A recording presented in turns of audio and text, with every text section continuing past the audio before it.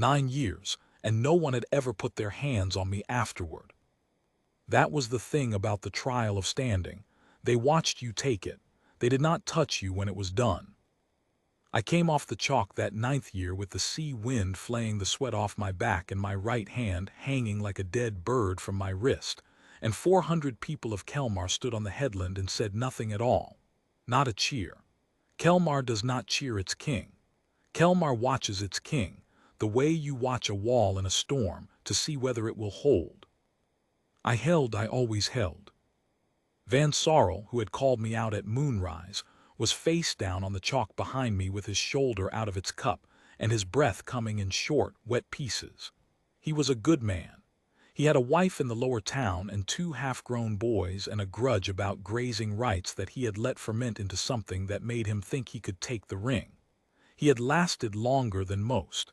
He had not lasted long. My marshal, my Uncle Breg, met me at the ring's edge with a cloth and did not offer to help me walk. "Clean," he said, "that's 9. "That's 9, I agreed. My voice sounded like it was coming from the next room. "There'll be a year before another one tries." "Good." He looked at my hand. He did not touch it. Nobody touched it. "That's the whole point, Rune," he'd told me once, the year they put the black circlet on my head and the salt still wasn't out of my hair. "A king who can be mended is a king who can be hurt. Let them see you walk off the chalk on your own feet and it buys you a year of quiet, too, if you're cruel about it." So I walked off on my own feet. I walked up the cut stair, through the low arch, into my own hold with my hand ruined and my ribs singing, and I did not stop and I did not slow, because 400 people were watching my back to see if it bent. It didn't bend, it never bent. It was only when the arch swallowed me, and the wind cut off that I put my shoulder into the wall and stood there with my forehead against cold black stone, breathing, while the roaring in my skull went on and on. The roaring never stopped. 9 years, and I had never once told anyone that.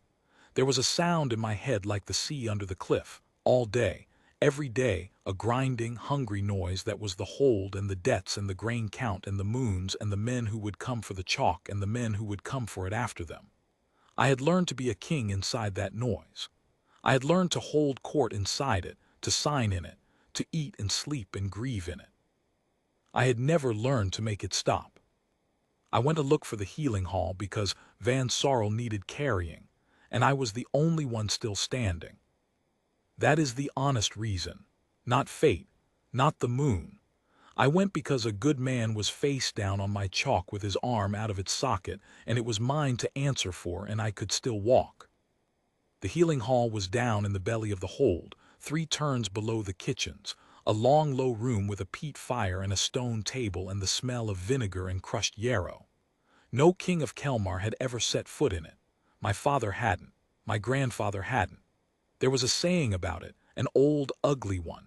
Kings don't go down the 3rd turn, and it meant kings do not need mending, and kings do not watch what mending costs. I went down the 3rd turn. I shouldered the door open with Van Sarl's weight over my good shoulder and his blood down my back, and the woman at the stone table did not look up. She was cutting linen. She had a strip of it pinned under a chipped white cup, and she was drawing a blade down it slow, and the fire was low and gold behind her, and she did not look up when the door banged, and she did not look up when the king of Kelmar filled her doorway with a broken man on his back. She said table, not the bench, the table on his left side. I stood there. I want to be honest about the next moment, because everything that came after grew out of it, and I have been trying to say it plainly for a long time. I was not struck. Nothing surged. No mark burned itself onto anybody. I have heard men describe the bond as a bell being rung inside them, and I have envied them because what happened to me was smaller and stranger, and I did not understand it for months. The roaring stopped. I stood in the doorway of a room 3 turns below my own hall, with a man bleeding on my back, and the sound in my skull that had not stopped in 9 years simply went out. Like a candle, like a hand cupped over a flame. I could hear the peat hissing. I could hear the sea, actually hear it, far off and outside and not in my head, and I could hear the small tick of her blade going through linen. "Table," she said again, still not looking. "You're bleeding on my floor and I've only got the one floor." I laid Van Sorrel on the table. She came round with the linen over her wrist and put 2 fingers on his shoulder and 1 thumb into the hollow beneath it. And her face changed the way a smith's face changes when he hears a flaw in the iron. "Out and forward," she said. "That's a mercy. Out and back is a season in a sling." She took his good hand and folded it round the table's edge.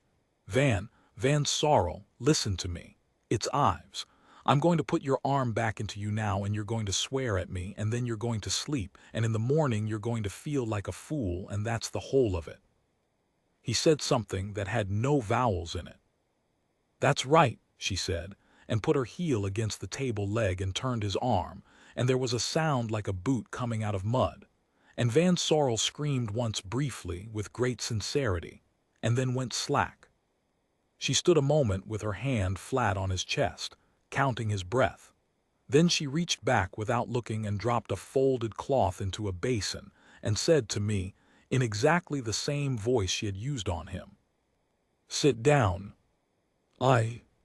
You've got a hand like a bag of gravel, and you've been holding it against your ribs for a quarter hour, which means the ribs are worse. Sit down." And I looked at her. She was not young and not old. Sea-colored eyes, the flat gray of the water under the cliff on a working day. Brown hair pinned up in a way that had given up sometime around midday. A leather apron gone black at the belly from being wiped on. Forearms like a woman who wrings out sheets for a living. And hands, I noticed the hands. I noticed them before I noticed anything else about her. And I have never stopped noticing them.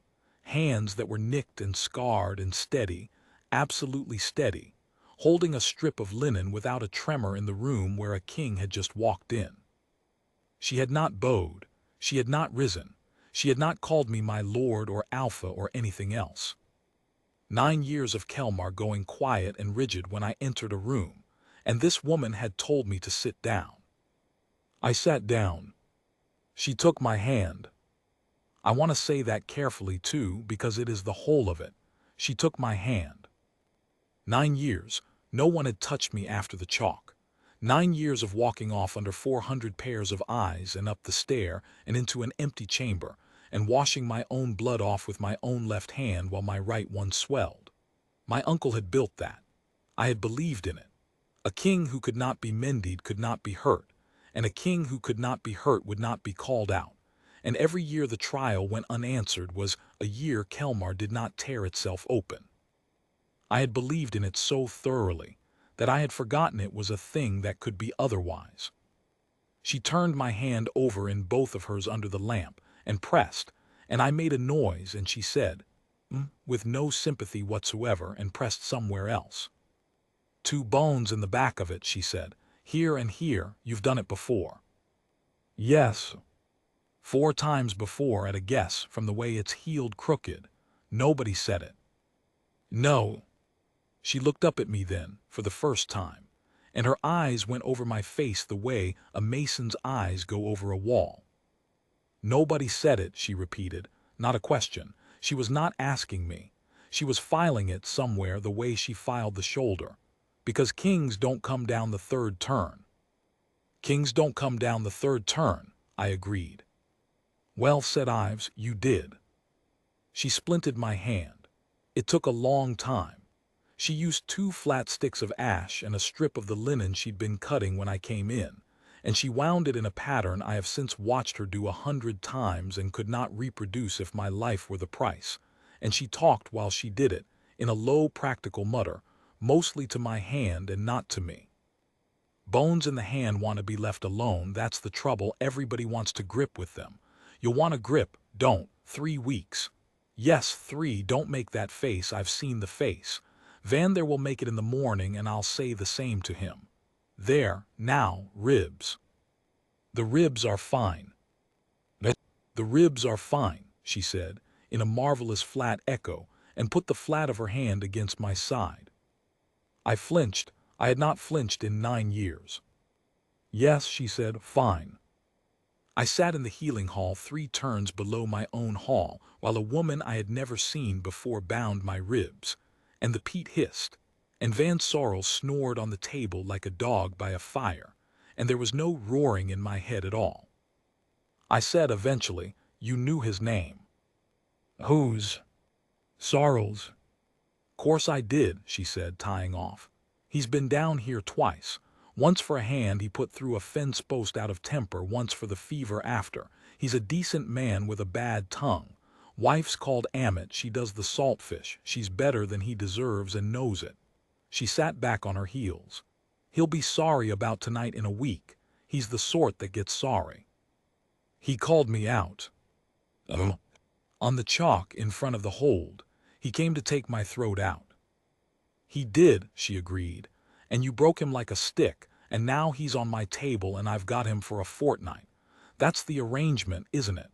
You break them up on the headland and I glue them together down here and nobody says thank you to anybody. She stood and pressed the small of her back with her knuckles and went to the basin. Something in me had gone very still. Not my wolf. My wolf had been standing quietly since the door, in a way I did not have a word for. Something behind my wolf. How many, I said. How many what? How many of them have you had on that table? She turned the cloth over in the water. She thought about it in a way that told me she had never once been asked.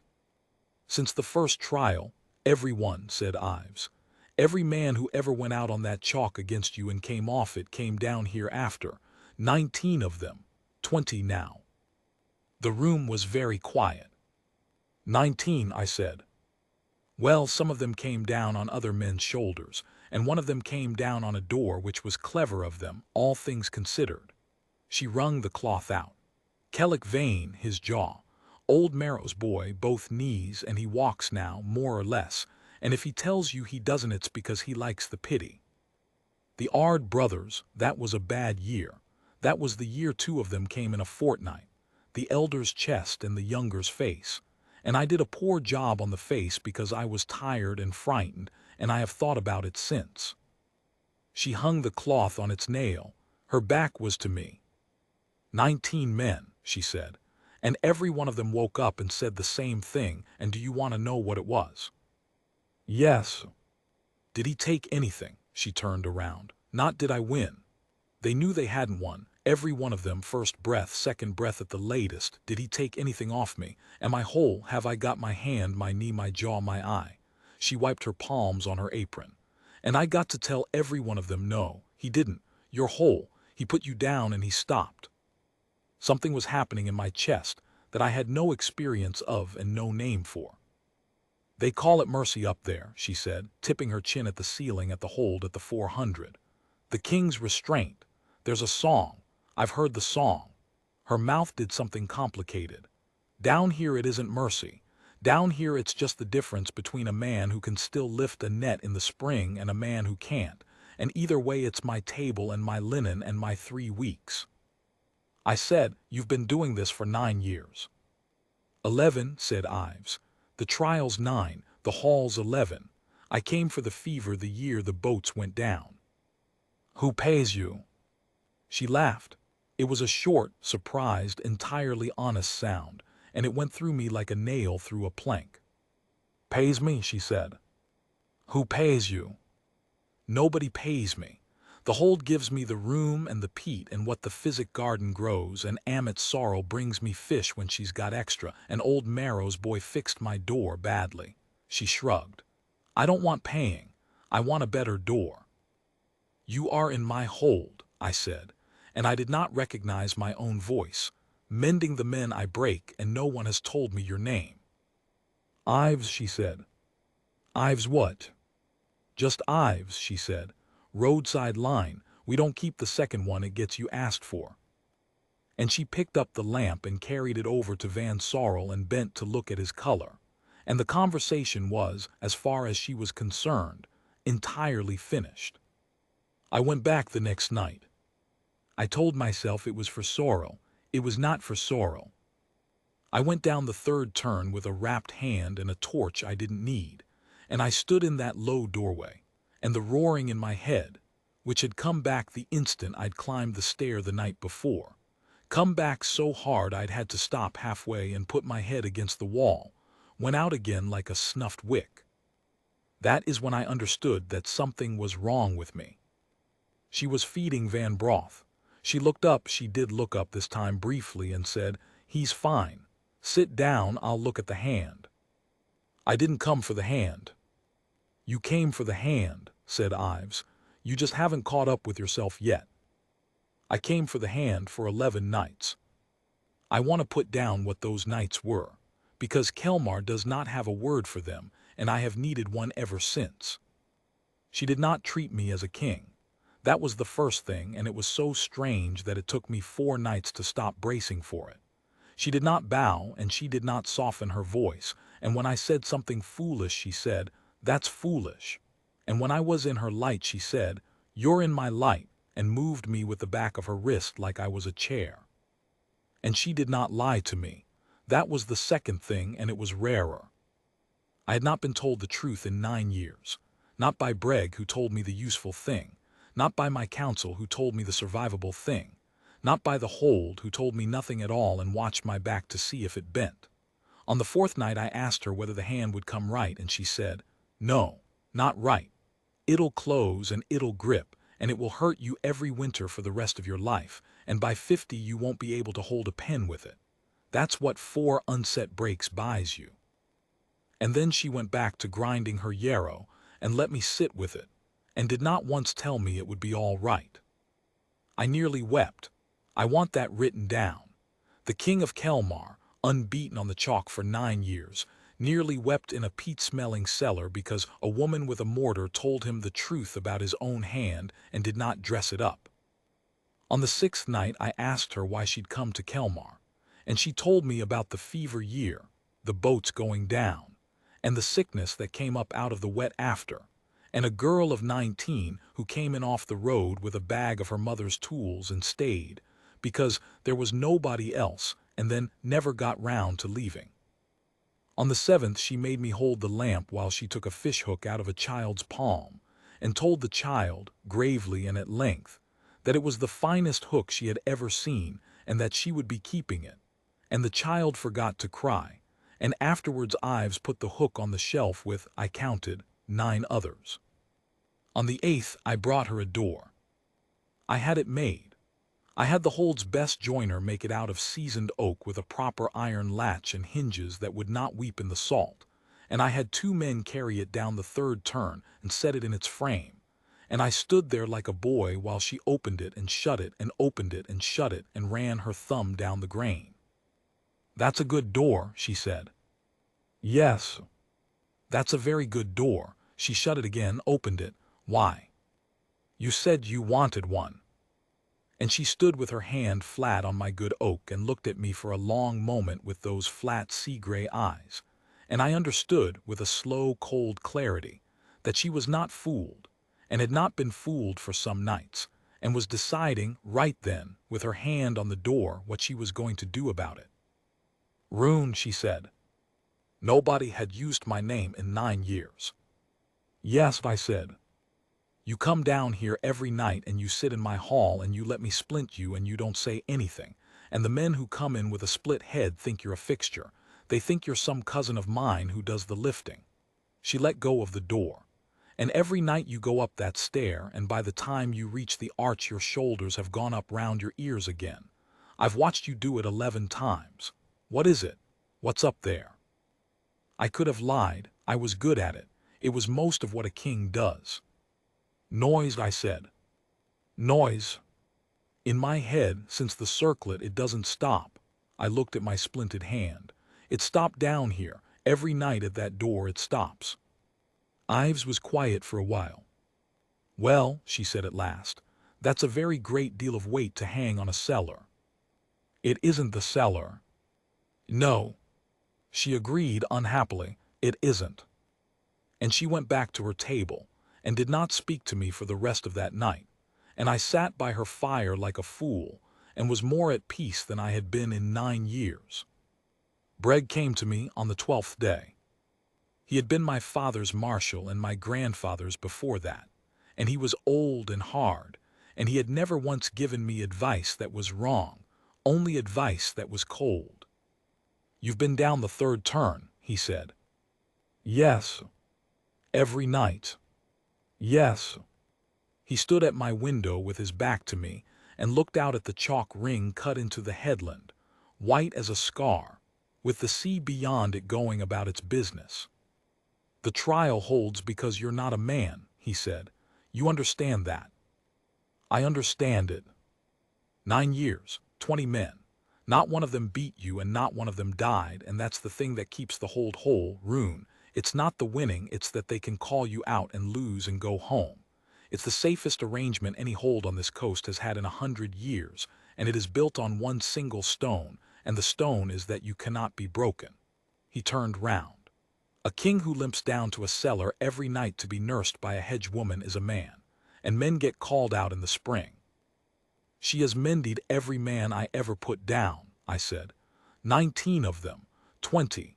She never asked for a coin, and no one in this hold has ever said her name at my table." "And what would you have me do about it?" said Breg wearily. "Put her at the high table, crown her. She'd be dead in a season. You know what they'd make of her." He came closer.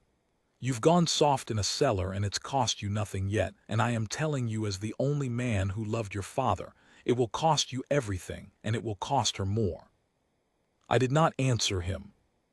"There'll be another trial at the 10th moon," he said at the door. "There always is after a year like this. Ard's youngest has been drinking about it in the lower town." He paused. "Walk off the chalk on your own feet, Rune. That's all. It's all it's ever been." I went down the third turn that night, and Ives took one look at me and said, "Ah, somebody's been at you." "My marshal." She put a cup in my good hand. It had something bitter in it. "And he told you that a man who can be mended can be killed, and that you're the only thing standing between this hold and a bad spring, and that a woman in a cellar is a very small thing to weigh against 400 people." I stared at her. "Rune," she said, not unkindly, "I've been 11 years in the bottom of this hold. I know exactly what shape the arguments are. I've had them made to me by better men than your marshal, and I've had them made to me by a drunk in the lower town who wanted his knee seen to for free." "He's not wrong." "No," said Ives, "he isn't. That's the whole trouble with him." She sat down on the bench across from me and put her ruined, scarred, absolutely steady hands flat on the table between us. "He's not wrong about the hold. He's wrong about you, and he's been wrong about you for 9 years, and nobody has ever told him because you were too busy proving him right." "What is he wrong about?" "He thinks you can go on." The Pete hissed. "You've broken that hand 5 times," she said. "Your ribs have gone twice on the left and once on the right, and the right one didn't knit true, and you can't take a deep breath in cold weather, and don't tell me you can. I've had my hand on your back. Your knee grinds. There's a noise in your head that doesn't stop." She leaned forward. "You are 34 years old. Do you know what you'll be at 45? I do. I've seen him. He came in off a boat with a stick, and it took him 20 minutes to get down that stair, and he was 50. "If I stop," I said, "they will kill each other for the chalk." "Then stop the chalk," said Ives. It's 9 years of you," she said. "That's all it is. It isn't a law of the sea. It's a thing your uncle thought of when you were 25 and frightened, and it worked, and now it eats you every year, and you call it duty because you can't think of anything else to call it." "I have nothing else to be." I did not mean to say it. It came out of me like blood out of a split. Ives went very still, and then she reached across the table slowly, giving me all the time in the world to move my hand away, and did not take it, just laid 2 fingers against the back of my wrist, above the splint, where the skin was whole. "Yes, you have," she said. And that, I think, was the moment, not the doorway, not the first night with the noise going out like a candle, not even the splint. 2 fingers on the back of a wrist, in a cellar, from a woman who owed me nothing, and had never once been afraid of me. The 10th trial came at the 10th moon. It was Ard's youngest, of course. Breg is never wrong about that sort of thing. His brothers had gone out on the chalk in the bad year, the elder's chest, the younger's face, and Ives has never forgiven herself for the face. And he had grown up in a house with two ruined men and a mother who talked about it. And he was 22 years old, and he had been drinking about it in the lower town for a season. And on the night of the moon, he stood at the ring's edge with his jaw set and his hands shaking, and he called out the king of Kelmar in a voice that cracked in the middle. 400 people came up onto the headland. They always did. I remember the wind. I remember the chalk going gray-blue under the moon and the sea sounding very close.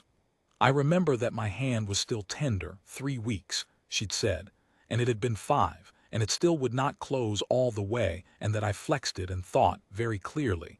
She told me it would hurt every winter for the rest of my life, and she was the only one who told me anything true. And I remember looking for her in that crowd. I had never looked for anyone before. There is no one to look for. The hold watches your back to see if it bends. She was not there. She was 3 turns down, laying out linen. She always was. That was the arrangement. You break them up on the headland and I glue them together down here, and nobody says thank you to anybody. Ard's youngest came at me across the chalk with everything he had, and he had a great deal, and he was fast, and he was angry, and none of it mattered, and it took me 4 minutes. I put him down without taking anything off him. His jaw, his knee, his eye, I left him all of it. He would have a bad head for a week and a shoulder that would tell him about the weather, and he would walk down that stair on his own feet in the morning, and Ives would say did he take anything before he could ask it, and say no, and that would be that. And I stood up in the middle of the chalk, with the wind flaying me and my ribs grinding, and my right hand hanging useless, and the roaring going in my skull like the whole sea coming through a crack. And 400 people of Kelmar stood on the headland and said nothing at all. That is when she came up the stair. I heard the crowd change before I saw her. Not a gasp. Kelmar does not gasp. It was a shift, a slow, ugly turning of 400 heads, and a mutter running along the line like water finding a channel. And I turned round, and Ives was walking out onto the chalk ring in her black leather apron with her sleeves shoved to the elbow and her hair coming down. Breg moved to stop her. She went past him like he was weather. She came across the white ground with the moon on her, and she did not look at the crowd, and she did not look at Ard's youngest groaning on the chalk, and she stopped in front of me, closer than anyone had stood to me in 9 years, and she reached out and took my ruined hand in both of hers. 400 people made a sound. I have never heard the hold make that sound before or since. She turned my hand over under the moon, and I watched her face do the thing it does, the Smith hearing a flaw thing, and her thumb went to the back of it and pressed, and I made a noise, and she said. Then she looked up at me. Rune, she said, in a voice that carried, she has a carrying voice. She has spent 11 years telling frightened men to breathe, stop. The wind came off the sea. You've won, she said. You've won 20 times. There's nothing left up here for you to prove, and there's nothing left of your hand. Her fingers tightened very slightly around it. I have put 19 men back together off this chalk, and I am not going to put you together off it too. Stop. Come down, that's all. Just come down. I looked at my hand in her hands. 9 years. Nobody had ever touched me after the chalk. Not once. My uncle had built that, and I had believed in it, and it had worked, and 400 people had watched my back every year to see if it bent, and it never had, and I had genuinely thought, for 9 years, in the roaring, that this was what it was to be a good king. And the noise in my head went out. Right there, on the chalk, under 400 pairs of eyes with a woman's scarred, steady hands around my ruined one, the sound that had not stopped since they put the circlet on me stopped, and I heard the sea, and I heard the wind, and I heard Ard's youngest breathing. So I knelt. I want to be precise, because the hold tells it wrong now. They tell it with a great deal of moonlight in it. I did not kneel to her. I knelt because my legs went, And because for the first time in 9 years there was no reason on this earth to keep them under me, and I went down onto the chalk on both knees in front of the whole of Kelmar with my hand still in hers, and I put my head against her apron, and I did not get up. Breg said my name, once, like a man watching a wall come down. And then out of the crowd, Van Sorrel stepped onto the chalk. He came out and stood beside her. He didn't say anything. He just came out of the line and stood there with his bad shoulder and his arms folded, facing the hold. Then Kellick Vane, with his jaw that sits crooked. Then old Marrow's boy, who does not walk well and made a slow business of it and let everyone watch him do it. Then the elder Ard with his chest. Then the younger with his face, the poor job, the tired night, the one she has never forgiven herself for. And he stood next to his brother and looked at his own youngest brother groaning on the chalk and then at me, on my knees. And then he turned round and faced the hold too. 19 of them. They came out of that crowd one at a time and they made a ring around us on the white ground. Every man I had ever broken, every man she had ever mended, and not one of them said a word, and they did not need to. 400 people of Kelmar looked at that and understood, all at once, what the bottom of their hold had been doing for 11 years while they stood up here on the headland, watching a king's back to see if it bent. I ended the trial of standing that night, on my knees, in the middle of the chalk. Not by decree. I have never signed a thing about it. I simply did not get up, and in Kelmar that turned out to be enough. The ring is still cut into the headland, chalk doesn't wash out fast, and the children play in it. And there is a whole generation now who think it was always a place for games. Breg did not speak to me for 4 months. Then he came to my chamber one night with a stack of grazing claims and set them down and said, "Ard's youngest wants the north pasture. He's not wrong about it." And that was as near as he ever came, and I took it, because he was old and he had loved my father and he had been wrong about me for 9 years in a way that had cost me my right hand and very nearly the rest. He is buried above the chalk now. He asked to be. I let him. And Ives. I did not crown her. I want that understood. The hold made a great deal of noise about it in the first year, and there were councilmen who wanted a ceremony and a circlet and the whole business, and she listened to about 4 minutes of it and then said, "No," and went back downstairs. What I did was this. I went down the third turn one evening in the spring, through the good oak door I'd had made for her, and she was cutting linen at the stone table with her back to me, and I stood there and my head was quiet. I said her name, she turned round. And I put my hands out, palms up. Both of them, the whole one, and the ruined one that will not close all the way and hurts me every winter, exactly as she said it would. I didn't ask her to be my Luna. I didn't ask her to be my queen. I have thought about it a great deal since, and I don't believe I could have said either word without spoiling it. I said, "Would you keep them?" Ives looked at my hands for a long moment. Then she wiped her own on her apron, the way she does, and came round the table. She has never once been afraid of me. That is the thing. In 11 years and in all the years since, in the cellar and on the chalk, and in the long gray afternoons of a hold that runs on grain counts and grudges, that woman has never once been afraid of me. And I did not know until she took my hand on the white ground that I had spent my whole life being a thing that people were careful around. She closed her hands around mine. That was all. That is the whole of it. There was no bell rung, no mark burned, no light. Just a woman in a leather apron in a peat-smelling room, closing her fingers over a king's bad hand, and the sea going about its business outside, and no noise at all in my head. She still won't take a second name. She says it gets you asked for. She still has the fish hooks on the shelf. There are 31 of them now. And every winter, when the cold comes off the water and my hand seizes up so I can't hold a pen with it, she takes it into her lap by the fire without being asked and works the thumb of it slowly, slowly, until it comes right. And she never says I told you, not once, not in all these years. She just holds it.